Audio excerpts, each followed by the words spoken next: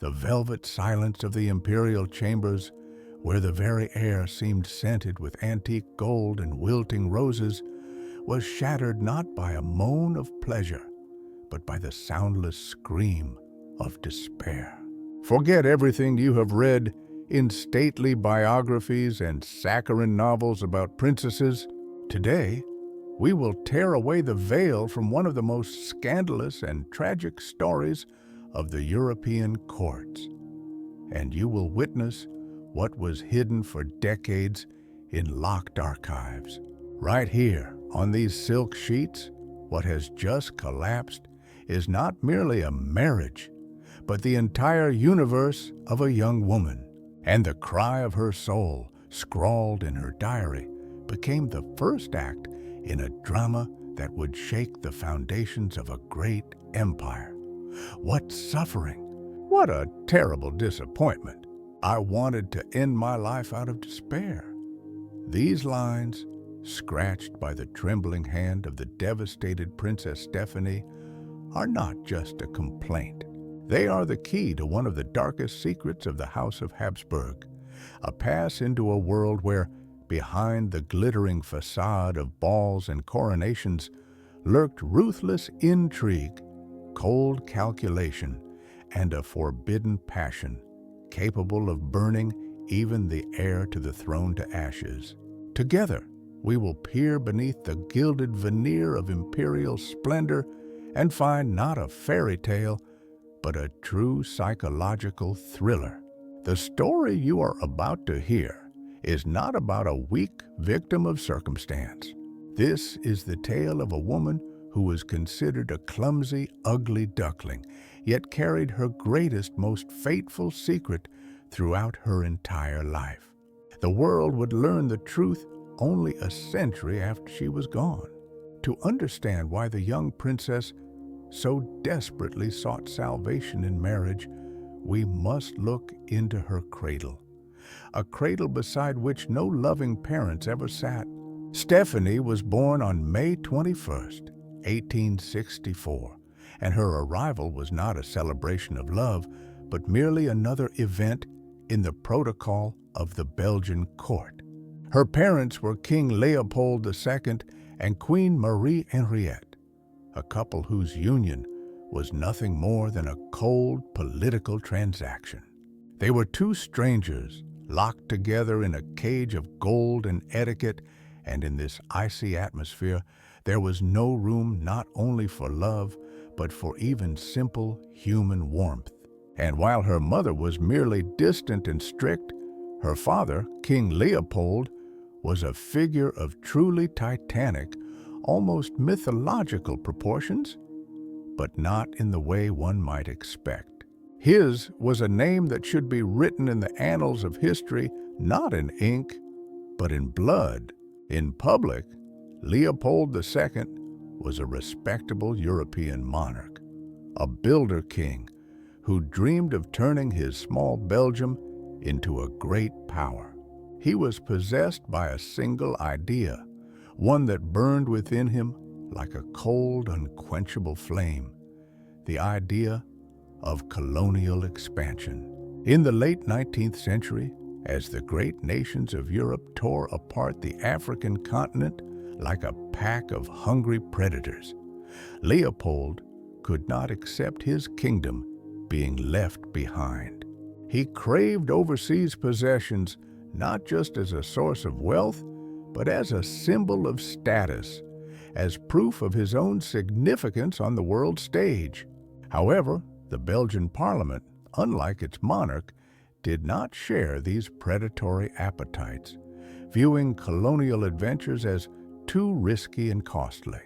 But for a man of Leopold's ambition, the government's refusal was not an obstacle, but merely an inconvenient hurdle to be circumvented. And he found a way, a method diabolically brilliant in its cynicism. He decided to act as a private citizen, under the guise of a noble philanthropic mission, cloaked in grand speeches about fighting the slave trade and bringing the light of civilization and Christianity to savage tribes. He began his game, Leopold created the International African Association, which sounded like a humanitarian organization, but was in reality a front for his personal commercial interests. By manipulating world leaders at the Berlin Conference of 1885, he convinced them to recognize him as the sovereign of a vast territory in the heart of Africa, which was given the grotesquely ironic name the Congo Free State. This was not a Belgian colony. It was Leopold's personal fiefdom, a territory 76 times larger than his own kingdom, handed over to him for plunder and exploitation.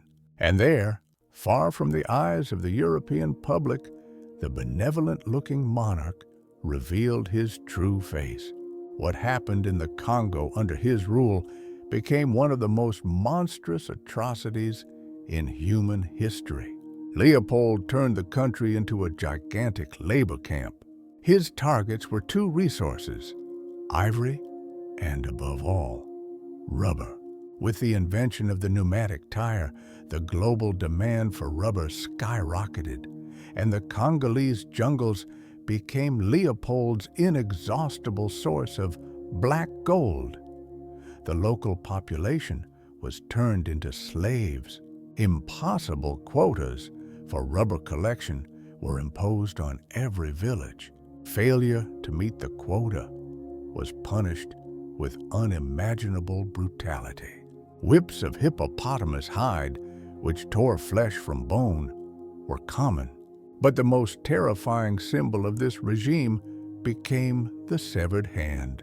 The soldiers of the king's private army, the force publique, had to account for every bullet they spent. To prove a bullet wasn't wasted on hunting, they would bring their officers the severed hand of a slain rebel. Soon, this practice became a currency of terror in its own right.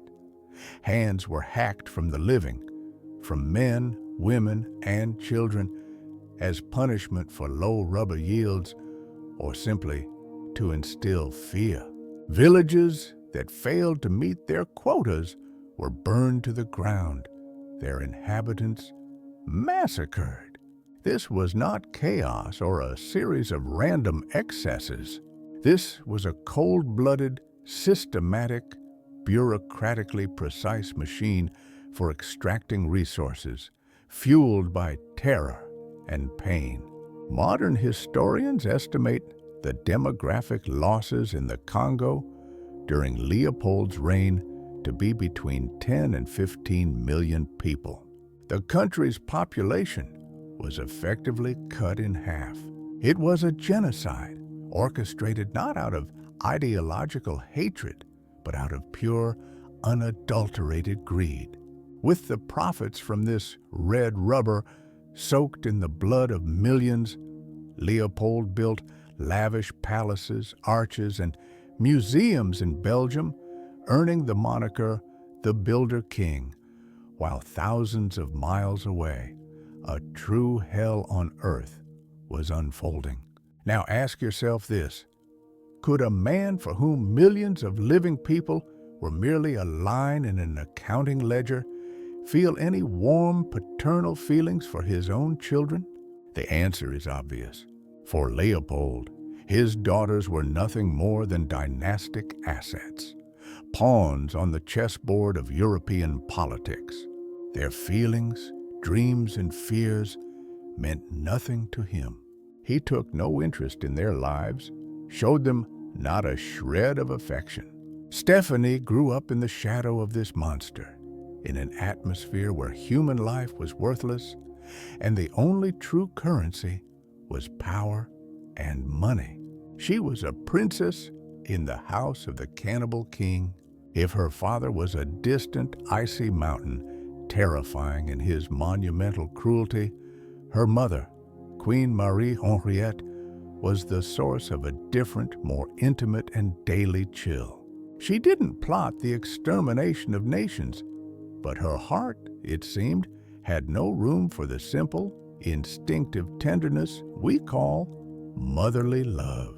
Hailing from the Hungarian branch of the Habsburgs, She was a passionate, energetic woman, but all her fire was directed not at her family, but at a single, all-consuming obsession: horses. She felt freer and happier in the stables than in the royal chambers, preferring the company of thoroughbreds to that of her own children.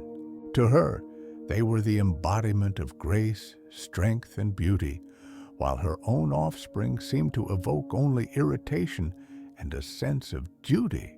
Marie Henriette was a woman of her time and class, sincerely convinced that the primary task of child-rearing was to forge character through severity and discipline.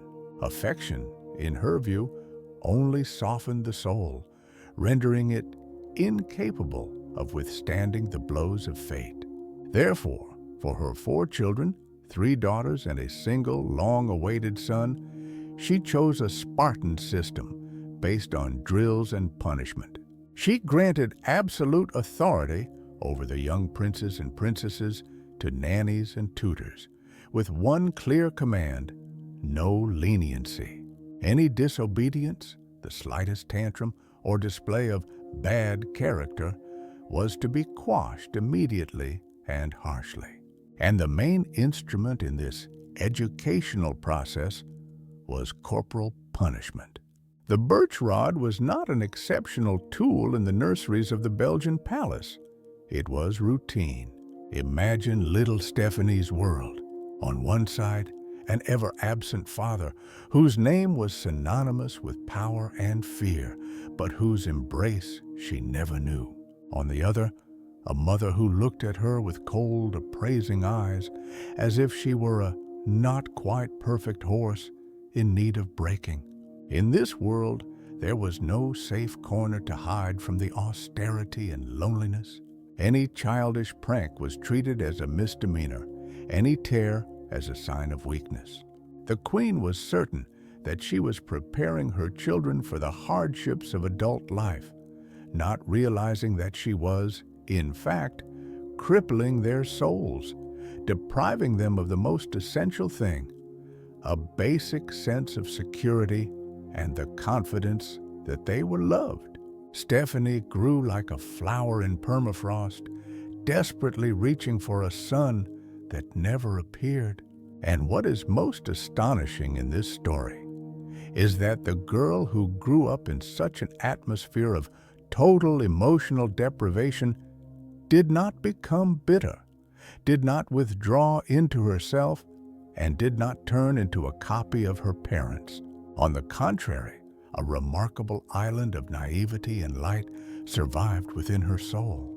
The less love she received in reality, the more vividly and in greater detail she painted it in her dreams. She created a fantasy world where salvation awaited her. And the centerpiece of this world was the idea of marriage. For her, it was not a dynastic duty, but a magical portal to another life. She dreamed of a handsome, noble prince who would see in her not a political asset, but a living, vibrant soul. She dreamed of a home of her own, filled with warmth and laughter, and of children whom she would hug and kiss, children who would never, under any circumstances, feel the sting of the rod. This marriage was to be her escape from the frozen prison, her personal happy ending. And when the figure of Europe's most eligible bachelor appeared on the horizon, it seemed to her that her dreams were about to come true. She did not yet know that she was fleeing one prison only to enter another, far more terrifying one. In the gallery of 19th century European heirs, the figure of Crown Prince Rudolf of Austria stood out with a tragic brilliance. He wasn't just a suitor, he was a myth, a dream, the embodiment of a fading imperial romance. The son of the powerful Emperor Franz Joseph and the legendary beauty Empress Elizabeth of Bavaria, known to the world as Sisi, he seemed to have been born under the luckiest of stars. The blood of the Habsburgs and the Wittelsbachs flowed in his veins. The might of the Austro-Hungarian Empire stood behind him, and the throne of one of the world's greatest states lay before him. To young aristocratic ladies, he was a character from a fairy tale. Handsome, educated, with a reputation as an intellectual and a liberal, he appeared to be the perfect match. But, as is so often the case, behind the dazzling facade lay a deep, gaping darkness. His childhood, like Stéphanie's, was devoid of warmth and love, but it was crippled in a different way, not by neglect, but by a merciless system designed to forge a living boy into an ideal monarch. Rudolf was born on August 21st, 1858, and from the first days of his life, he ceased to belong to himself.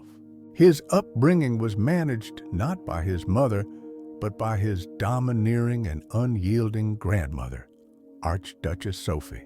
She saw in her grandson not a child, but a future instrument of power, clay from which an emperor must be molded. His educational program was monstrous in its intensity and cruelty. From early childhood, he was woken by cannon fire, forced to drill for hours in the freezing rain, and doused with cold water to temper his character. His tutor, General Gondricourt, was a proponent of the harshest methods. He might lock the little boy alone in a dark forest to accustom him to fear, or suddenly fire a pistol in his room to teach him self-control. This was not pedagogy. It was sophisticated torture designed to break the child's will and subordinate it to iron discipline. And though Rudolf grew into a physically strong and healthy boy, his nervous system was shattered. Moreover, the family demon of the Wittelsbachs lay dormant in his veins, a predisposition to melancholy and mental instability that had already driven other relatives to madness. His parents played almost no part in this process. Emperor Franz Joseph was the living embodiment of duty. He was so consumed by state affairs, endless paperwork, and audiences that he simply had no time for his son. Furthermore, he himself was the product of a strict upbringing and considered displays of fatherly affection an unacceptable sentimentality, a weakness unbecoming of a monarch. His relationship with Rudolf was reduced to brief, formal meetings where he gave orders and checked on his progress. His mother, the beautiful and ever-elusive Elizabeth, was more of a radiant specter to her son than a real person. Hating the constraints of the Viennese court, she found salvation in endless travels. Her passions were poetry, horsemanship, and the cult of her own beauty. She was rarely in Vienna, and when she was too absorbed in herself to notice her son's anguish. Family life was a burden to her, and she was rumored to have readily ceded her marital duties to her husband's favorite, the actress Katharina Schratt. Thus, Rudolf, like Stéphanie, grew up an orphan with living parents, surrounded not by love, but by expectations and demands. This toxic environment forged a personality full of screaming contradictions. On the one hand, Rudolf grew into a brilliant intellectual, a man of progressive views. He was interested in science, especially ornithology, secretly wrote liberal articles for newspapers criticizing his father's conservative policies, and dreamed of reforms that might save the crumbling empire. He was witty, charming, and could be the life of the party. But on the other hand, beneath this polished exterior hid a deeply unhappy, nervous, and mentally unstable man. He suffered from bouts of depression, which he tried to drown in the only ways available to him: alcohol, and women. He sought in the arms of countless mistresses the warmth and acceptance he had been denied in childhood.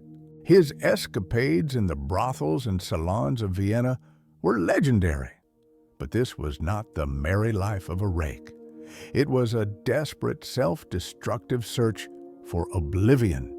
It was likely during one of these sprees that he contracted a venereal disease which would destroy his health and his ability to produce an heir. This was the man, the fairy tale prince, destined to marry the young and naive Belgian princess. Two deeply traumatized souls, two damaged individuals brought together not by fate, but by cold dynastic calculation. Their union was doomed before they ever met. On May 10th, 1881, Vienna's Augustinian church was awash with flowers and candlelight. The high society of all Europe had gathered to witness one of the most celebrated dynastic unions of the decade. The heir to the mighty Austro-Hungarian Empire, 32-year-old Archduke Rudolf, was taking as his wife the 16-year-old Belgian Princess Stéphanie. For the young bride, this day should have been a triumph, the fulfillment of all her girlish dreams. Having escaped the cold walls of her childhood palace, she looked at her handsome, stately husband with adoration and awe. In her eyes, he was not just a man, but almost a god, the hero of a novel who had finally come to sweep her away to a happy life. She proudly called him "my stallion" in her thoughts, seeing in him the epitome of strength and masculinity.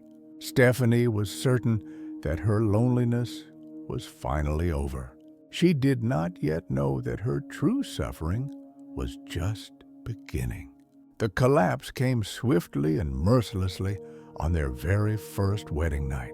What exactly transpired in the marital bed will forever remain their secret, but the entry Stéphanie left in her diary screams of the horror and shock she endured. What a night! What agony I endured! What horror! What a terrible disappointment! I had not the slightest idea of what lay before me.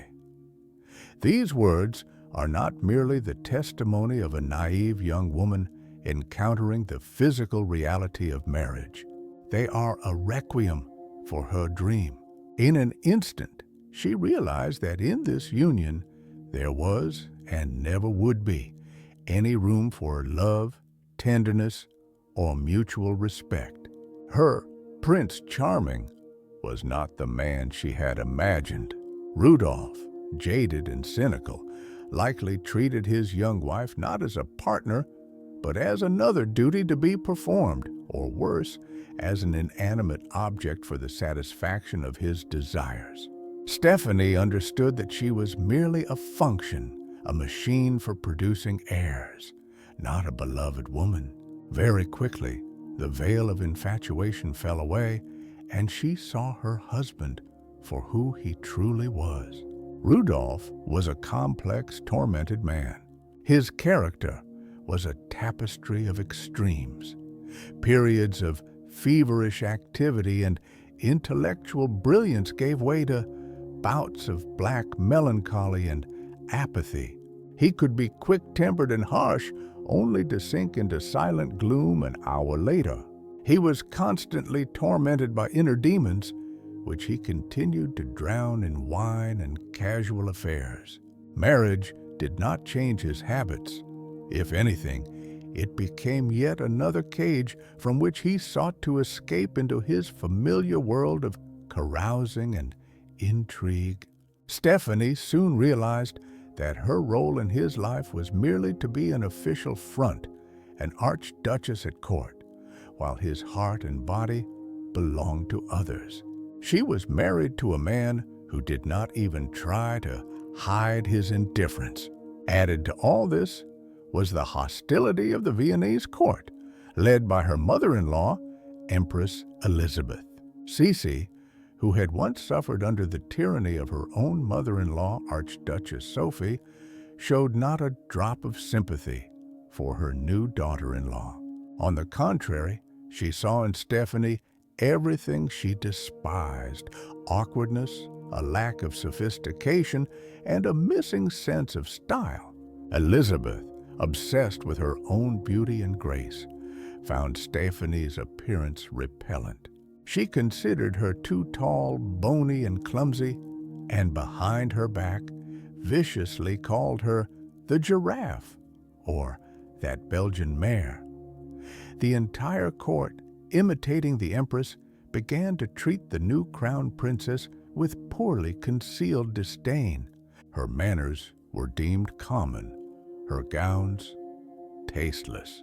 Stéphanie, raised in the provincial austerity of the Belgian court, was utterly unprepared for the labyrinthine intrigues and sophisticated cruelty of Viennese society. She felt like an outsider, mocked and completely alone. Psychologically, it was a catastrophe. Two people, each desperately in need of support and warmth, were locked together. Rudolf, with his fragile and sensitive nature, needed a strong, wise woman by his side, someone who could be his anchor and channel his energy constructively. But Stéphanie herself was still little more than a child, frightened and lost. She could not give him what she herself had been denied. The endless official receptions and public appearances repulsed her. Her insecurity and inexperience often led to embarrassing situations, which only amplified the court's ridicule. Perhaps she could have endured it all if she had felt her husband's support. But Rudolf not only failed to defend her, he seemed to be ashamed of her himself. The final break between them came after the birth of their only child, a daughter named Elizabeth Marie. The arrival of a girl, not the long-awaited male heir, was yet another disappointment for Rudolf. After that, he practically ceased to share a bed with his wife, returning definitively to his former dissolute life. Stéphanie was left with nothing but to silently watch the parade of her husband's mistresses, women whom her own mother-in-law deemed more worthy of his attention. Her fairy tale had turned into a waking nightmare. The chain of tragic events that would lead to one of the greatest dramas in the history of European monarchies began to unwind with fatal inevitability. Rudolf's dissolute lifestyle was bound to have consequences, and they proved fatal not only for him. As a result of one of his many affairs, he contracted gonorrhea, a disease that, in the 19th century, without antibiotics, was virtually incurable and led to severe complications. Unaware of the danger or simply not caring, he transmitted the infection to his wife. For Stéphanie, this was the final crushing blow.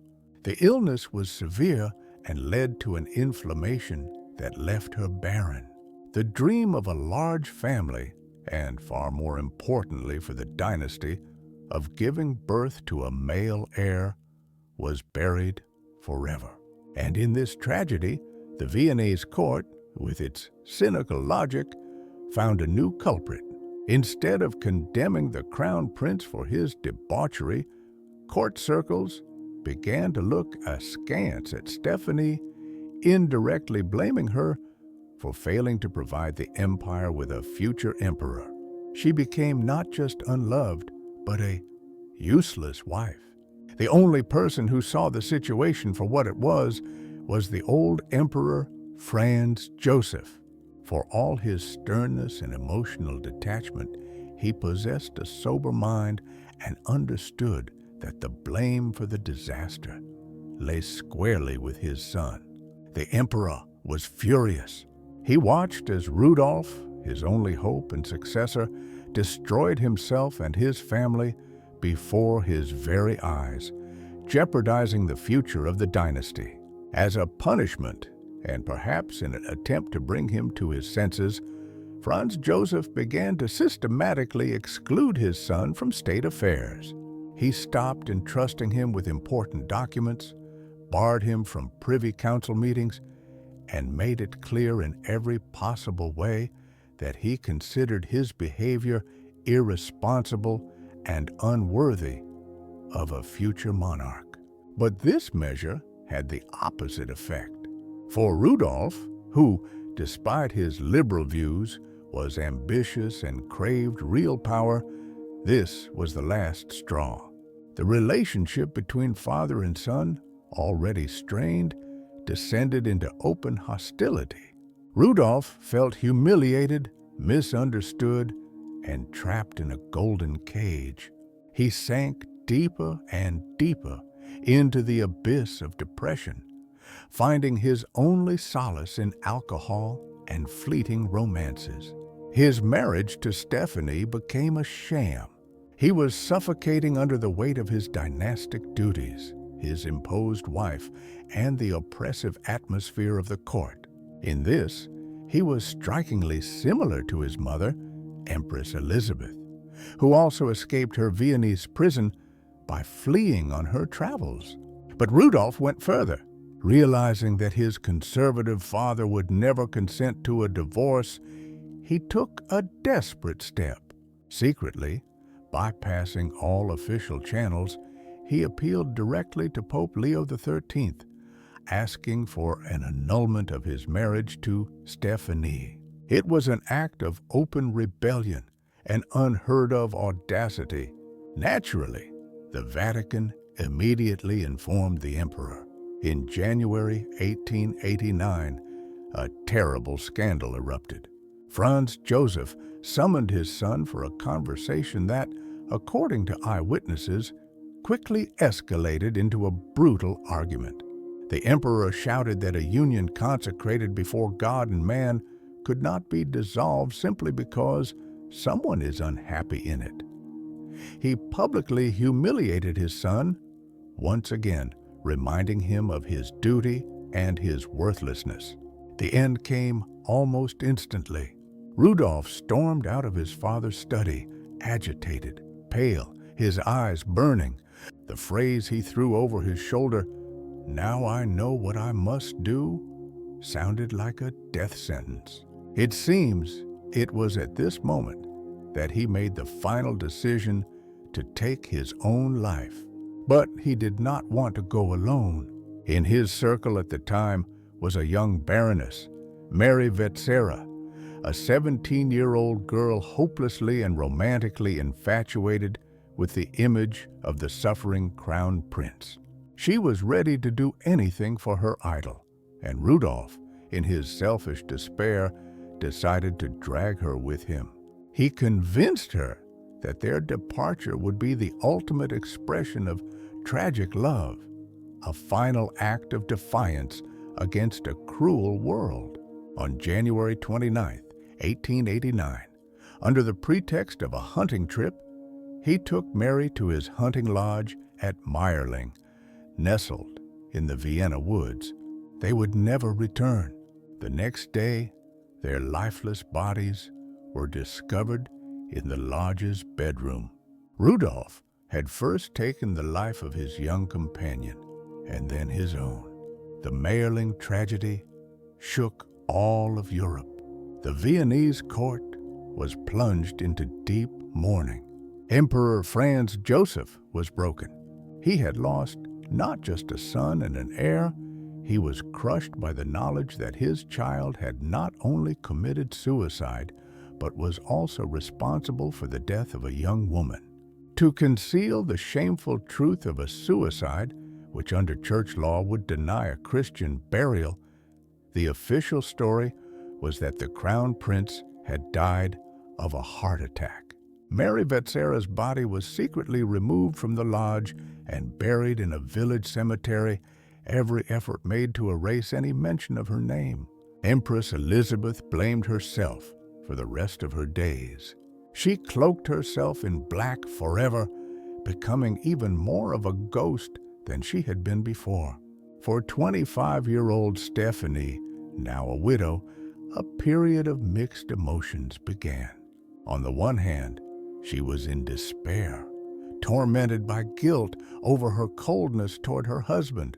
But on the other, somewhere in the depths of her soul, piercing through the grief, a timid sprout of hope was beginning to grow. She was free, and this freedom opened a path to the life she had secretly dreamed of. While the Austro-Hungarian Empire mourned its fallen heir, and the Viennese court frantically tried to cover up the scandalous truth of the Mayerling tragedy, a private drama, invisible to the world, was unfolding in the soul of the young widow, Archduchess Stéphanie. Outwardly, she observed all the protocols of mourning etiquette, her face a mask of sorrow befitting her station. But behind this veil of grief, the fire of hope was already kindling. This hope had a name, a face, and a title, and he had entered her life long before the fateful events at the hunting lodge. The story, which until now has seemed like a chronicle of an unhappy marriage and a cruel fate, actually had a second, hidden layer, one that nobody at court or in her own family ever suspected. Stéphanie, whom everyone considered a victim of circumstance, had a secret of her own, and that secret was named Artur Potocki. Their paths first crossed in the spring of 1883. Stéphanie, then pregnant with her only daughter, was accompanying Rudolf on an official visit to Krakow, in the Polish part of the empire. The visit included a stop at the Kraszewice estate, which belonged to Count Artur Potocki, one of the most influential and respected aristocrats in Galicia. On that occasion, the spark that would later ignite a flame had not yet passed between the young Archduchess and the master of the estate. Protocol, the official setting, and Stéphanie's position left no room for anything more than polite formalities. Besides, Artur Potocki was an old acquaintance and was even considered a close friend of her husband Rudolf. They shared a common passion, ornithology. They hunted together, held long conversations about rare bird species, and, as was whispered in certain circles, the heir to the throne, perennially in need of funds, would occasionally borrow significant sums from his wealthy Polish friend. Back in 1883, Stéphanie saw in him only a hospitable host and an interesting conversationalist. But that image must have lodged itself in her memory. To understand why this particular man was able to capture the princess's heart, one must imagine the stark contrast between him and her husband. Rudolf was a man of brokenness, of introspection, of self-destruction. He was brilliant but unstable, charming but unreliable. Artur Potocki was his complete opposite. He was a man of action, a creator, a rock one could lean on.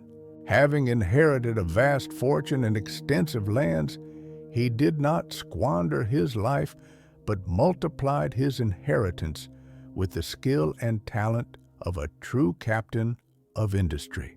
His estate at Kraszewice was not just an aristocratic residence, but a model, state-of-the-art enterprise. He established a modern fish farm there, built successful marble and coal mines, zinc smelters, distilleries, and brickworks.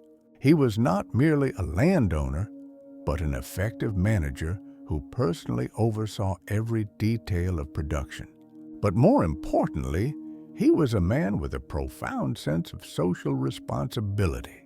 In an era when the relationship between aristocrats and their workers was most often based on exploitation, Potocki showed a level of care for his people that was almost unheard of for his time. As early as 1883, he had drafted and implemented a charter guaranteeing a pension for all employees of his estates, as well as for their widows and orphans. He built them housing, schools, and hospitals, and his boundless energy was not limited to business and charity. He was an active politician, a member of the National Sejm, where he worked tirelessly on committees for the budget, agriculture, and infrastructure. He delivered reports on river regulation, the construction of roads and railways, and public finance. He was a man who didn't just own the land, he felt responsible for its prosperity. To all this were added his personal qualities. Contemporaries described him as a man of incredible charm, who possessed the rare gift of inspiring trust and winning affection. He was the embodiment of reliability, strength, and nobility. Is it any wonder that for Stéphanie, exhausted by her husband's volatility and neuroses, this solid, dynamic, and self-assured man seemed to be the very ideal she had dreamed of as a girl? He was everything Rudolf was not, and fate was preparing a new meeting for them. Fate, with its keen sense of irony, brought them together again on June 28, 1887. The heir to the Austro-Hungarian throne and his wife graced Krakow with their presence for a second time. After a series of tiresome official ceremonies, the imperial couple attended a reception at the Potocki Palace, which that evening was buzzing like a disturbed hive, filled with the cream of the Polish nobility. The host, of course, was Artur Potocki, assisted by his 62-year-old mother, Katarzyna. Guests were greeted by an atmosphere of refined luxury and genuine hospitality, so different from the icy formality of Vienna. The palace's famous cellars, where superb Rhine and Hungarian wine slumbered, were thrown open, their contents flowing like a river, delighting the most discerning courtiers. And at the center of this celebration of life was Stéphanie. And here a small miracle occurred. The very same Stéphanie who was considered gawky and tasteless in Vienna blossomed here in Krakow. Perhaps it was the warm reception, the sincere admiration she saw in people's eyes. The Polish aristocrats, unlike the Viennese snobs, were not looking for flaws in her. They saw before them their future empress, a beautiful young woman, and they surrounded her with as much attention and reverence as etiquette would allow. The next day, newspapers gushed with praise, describing her elegance and beauty, noting that Stéphanie moved like a queen, a smile upon her face. In this atmosphere of universal adoration, she was finally able to straighten her shoulders and feel confident. And at that very moment, her eyes met the eyes of her host, and in his gaze she saw something more than mere courtesy. Artur Potocki was not happy in his private life either. Several years earlier, he had endured a terrible tragedy. In 1881, his beloved wife Anna passed away, leaving him with 3 young daughters. Shortly thereafter, the youngest of them also died. At 31, he was a young widower, and though many noble ladies would have been happy to brighten his solitude, he had thrown himself into his work, leaving no room in his life for new feelings. And now, looking at the radiant Archduchess, he seemed to awaken from his grief for the first time in years.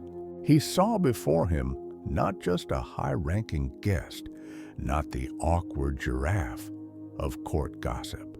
He saw a deeply unhappy, beautiful woman in whose eyes, beyond all the social glitter, lay a bottomless sorrow. And she saw in him not just a wealthy aristocrat.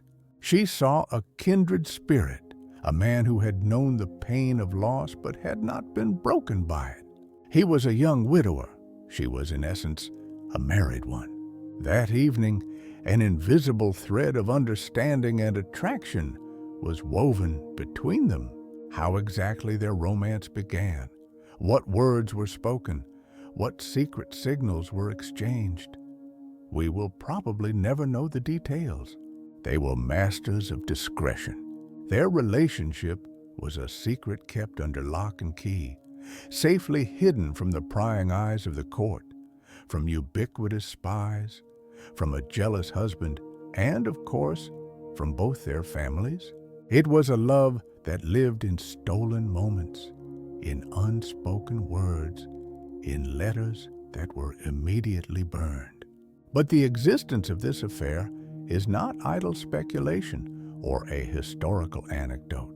The truth came to light nearly 100 years after those events, when historians discovered and published the correspondence between Stéphanie and her sister, Marie-Louise. It was in these letters, never intended for public view, that she finally gave voice to her feelings and revealed her greatest secret. From these lines, we learn of the revulsion she felt at the thought of returning to the hated city of Vienna, which now seemed an even more unbearable prison. For there, she would face an agonizing longing for the man she cryptically referred to in her letters as Hamlet, tragic, noble, and beloved. Artur Potocki had become for her that ideal man who, she had thought, had slipped through her fingers forever. He was her light at the end of the tunnel, her forbidden dream of happiness. And while her lawful husband, Crown Prince Rudolf, sought oblivion in the arms of ever-new mistresses, his wife, Archduchess Stéphanie, held in her heart the image of another man, the love for whom gave her the strength to live on in her gilded cage. She could not have known that merciless fate was already preparing a new, more terrible blow, one that would tear this last pillar of support from her grasp. After the tragedy at Mayerling, a strange, dualistic period began for Stéphanie. The world saw a grief-stricken widow, and she did indeed experience shock and despair. A battle raged within her soul, guilt, regret for a family life that never was, and the natural human horror at such a gruesome end.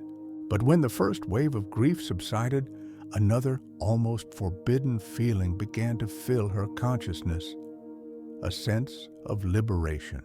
The walls of the prison where she had spent 8 years had crumbled. She was free. No more unloved husband, no more of his endless infidelities, no more humiliating position at court. For the first time in years, the prospect of a real, full life opened up before her. And this life, in her dreams, had a very specific shape. She could finally be reunited with Artur Potocki. In letters to her sister, written in the first weeks after Rudolf's death, having barely recovered, she writes of the future with a feverish, almost desperate impatience.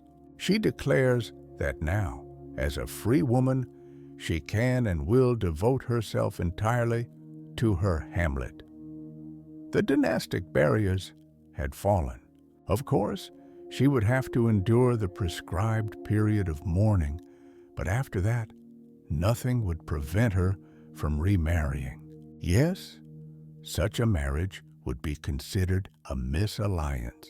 By marrying a man not of a ruling house, she would automatically lose her status and cease to be a member of the House of Habsburg.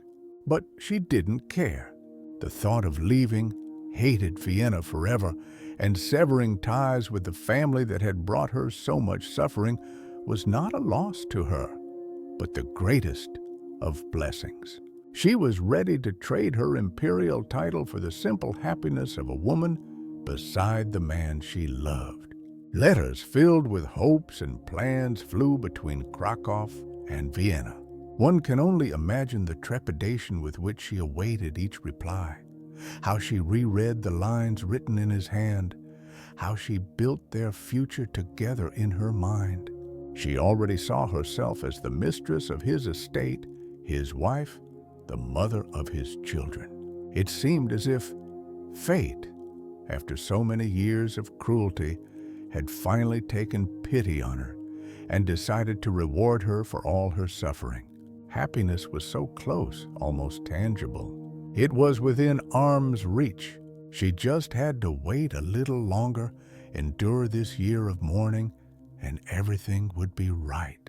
But it was at this very moment, when she was at the peak of her hopes, that merciless fate delivered its final, most crushing blow. One day, instead of another long-awaited letter from Artur, a message with a black border was delivered to her. A few short official lines informed her that Count Artur Potocki had died suddenly. It was like a nightmare, a cruel, absurd joke. As it turned out, her beloved had been battling a serious illness for some time, cancer of the throat.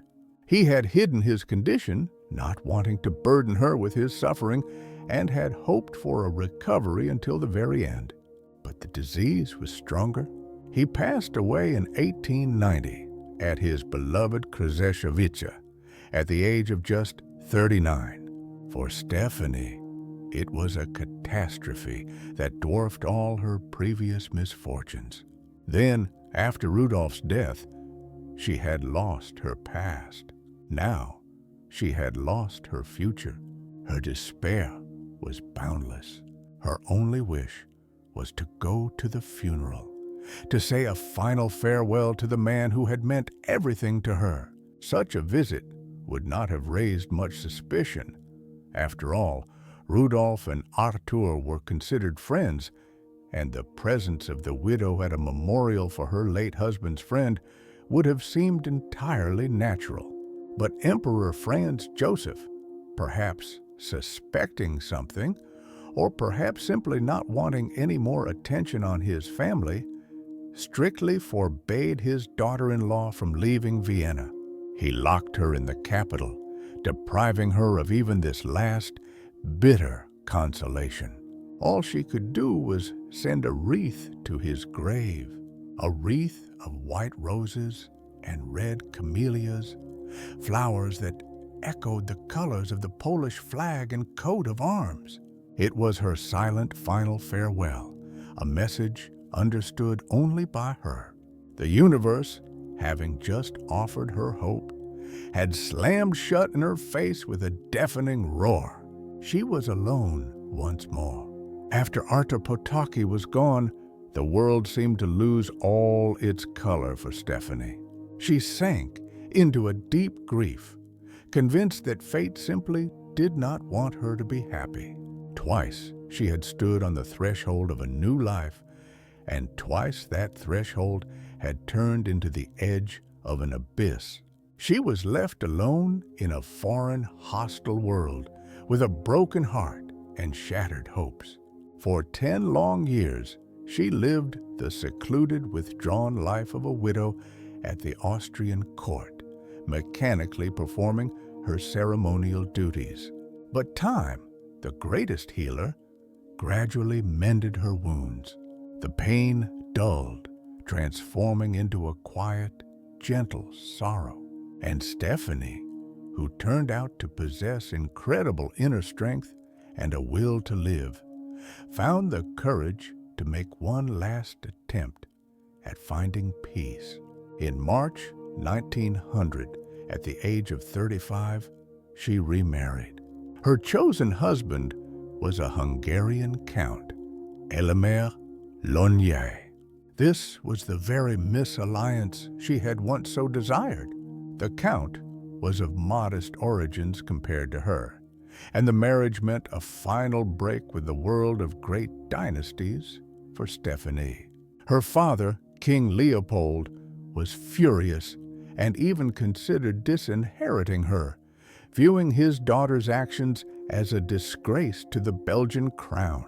Stéphanie herself lost all her Austrian titles and privileges. But she didn't care. She gladly cast off the shackles that had suffocated her for so many years. Her marriage to Elémère Lonier turned out to be surprisingly long and, by all accounts, calm and happy. They lived together for 45 years, until her death in 1945. They traveled, lived in their secluded castle, and enjoyed a quiet, private life, far from the intrigues and protocols of the court. Did she ever manage to love her second husband as intensely, as passionately, as devotedly as she had once loved the Polish aristocrat Artur Potocki? That question will forever remain unanswered. Most likely, it was a different kind of love, not the all-consuming flame of youth, but the steady, warm glow of a hearth, offering comfort at the end of a long and difficult journey. It was a love of gratitude, of friendship, a union of two people who found solace and peace in each other. But her greatest, most tragic love she undoubtedly carried in her heart for the rest of her long life. And she kept the promise she had likely made to herself. She kept their secret. None of her contemporaries ever learned of the romance that had connected the future Empress of Austria and the Polish Count. That story remained her personal cherished treasure, one she took with her to the grave. And in this final act of her life, the true measure of her character is revealed. History and her contemporaries labeled Stéphanie a failure, unattractive, clumsy, unloved by her husband, despised by her mother-in-law, unable to produce an heir. Her entire biography seemed to be a series of failures. She was portrayed as weak, unintelligent, and utterly lacking in charm. But the truth, revealed to us a century later, paints an entirely different portrait.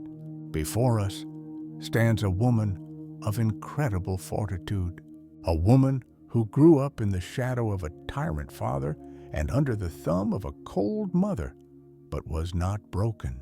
A woman who was cast into the hell of an unhappy marriage, who endured humiliation and betrayal, but never lost the capacity to love. And most importantly, a woman who managed to live a double life, hiding her greatest passion from the entire world, and did so with such skill that she deceived everyone. Stéphanie was no ugly duckling or failure.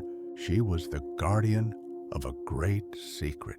And her story is not a tale of how cruel fate breaks a person, but a hymn to the inner strength that allows one to keep a light shining in the soul, even in the most impenetrable darkness.